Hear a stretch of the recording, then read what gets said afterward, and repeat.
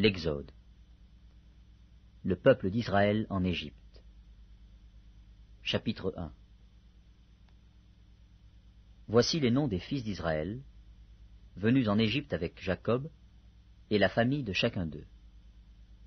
Ruben, Siméon, Lévi, Juda, Issachar, Zabulon, Benjamin, Dan, Nephtali, Gad et Aser.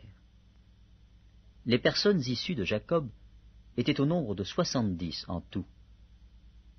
Joseph était alors en Égypte. Joseph mourut, ainsi que tous ses frères et toute cette génération-là. Les enfants d'Israël furent féconds et multiplièrent, ils s'accrurent et devinrent de plus en plus puissants. Et le pays en fut rempli. Il s'éleva sur l'Égypte un nouveau roi, qui n'avait point connu Joseph.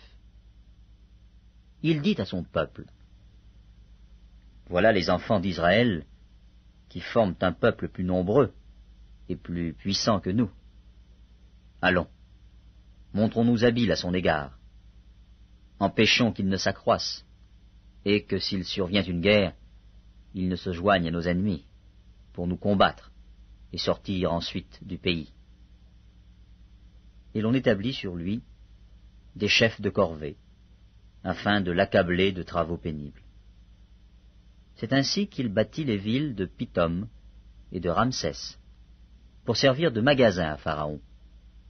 Mais, plus on l'accablait, plus il multipliait et s'accroissait. Et l'on prit en aversion les enfants d'Israël. Alors les Égyptiens réduisirent les enfants d'Israël à une dure servitude. Ils leur rendirent la vie amère par de rudes travaux, en argile et en briques, et par tous les ouvrages des champs. Et c'était avec cruauté qu'ils leur imposaient toutes ces charges. Le roi d'Égypte parla aussi aux sages-femmes des Hébreux, nommées l'une Shifra et l'autre Pua. Il leur dit, « Quand vous accoucherez les femmes des Hébreux, et que vous les verrez sur les sièges, si c'est un garçon, faites-le mourir. Si c'est une fille, laissez-la vivre. » Mais les sages-femmes craignirent Dieu et ne firent point ce que leur avait dit le roi d'Égypte. Elles laissèrent vivre les enfants. Le roi d'Égypte appela les sages-femmes et leur dit, « Pourquoi avez-vous agi ainsi, et avez-vous laissé vivre les enfants ?» Les sages-femmes répondirent à Pharaon, « C'est que les femmes des Hébreux ne sont pas comme les Égyptiennes. Elles sont vigoureuses et accouchent avant l'arrivée de la sage-femme. » Dieu fit du bien aux sages-femmes, et le peuple multiplia et devint très nombreux. Parce que les sages-femmes avaient eu la crainte de Dieu, Dieu fit prospérer leur maison. Alors Pharaon donna cet ordre à tout son peuple.